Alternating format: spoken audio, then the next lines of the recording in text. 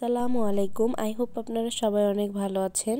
সকাল সকাল রেডি হয়ে চলে যাচ্ছি আমার বোনের বাসায়, কারণ আজকে হচ্ছে ওর বার্থডে ছিল। ওর জন্য কি কি কিনছি সেটা তো গত ব্লগে আপনারা দেখেই ফেলছেন। তারপরে আমি হচ্ছে আপির বার্থডে গিফটগুলো দিচ্ছিলাম। সে ভাবছে আমি কোনো গিফটই হয়তো নিয়ে যাই নাই, সে একদমই অবাক হয়ে গেছে গিফটগুলো দেখে। গিফট পাইলে তো এমনিতেই সবাই খুশি হয়ে যায়। আপি হচ্ছে সবগুলা গিফট খুলে খুলে দেখতেছিল আর বলতেছিল অনেক সুন্দর হয়েছে গিফটগুলা।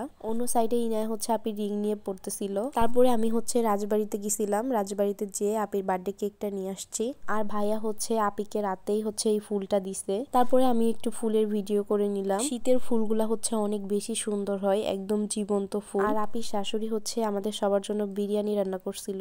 তারপরে হচ্ছে আমরা সবাই বসে রাতের খাবার খেয়ে নিলাম। আমরা ভাবছি যে আগে হচ্ছে আমরা রাতের খাবার খাবো, তারপরে হচ্ছে কেকটা কাটবো। আর বিরিয়ানিটা অনেক বেশি মজা হয়েছিল। আন্টির হাতের বিরিয়ানি সবসময় মজা হয়। অন্যদিকে ভাইয়া হচ্ছে আবার মোজো নিয়ে আসছে। খাওয়া শেষ করে আমরা হচ্ছে অনেক সময় রেস্ট নিছি। তারপরে আপিকে বললাম তুমি একটু রেডি হও, আমরা কেকটা কাটি। বার্থডে করবে এমন কোনো প্ল্যান ছিল না, হঠাৎ করে পরের দিন হচ্ছে আন্টি বিরিয়ানি রান্না করছে আপির বার্থডের জন্য, আর ভাইয়াও একটা কেক নিয়ে আসছে।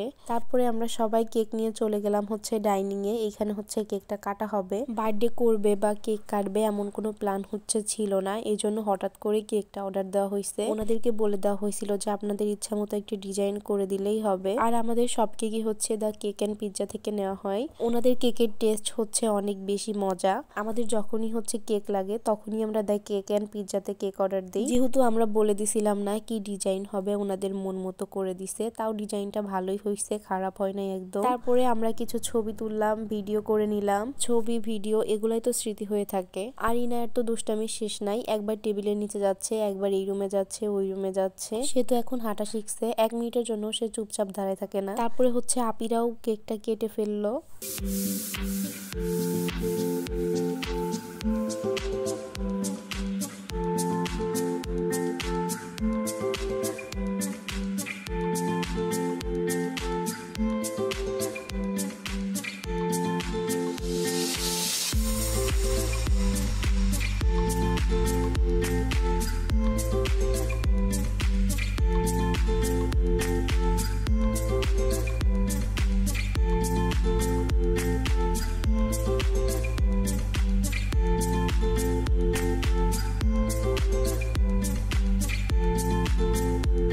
মতো এই পর্যন্তই। সবাই ভালো থাকবেন। আল্লাহ হাফেজ।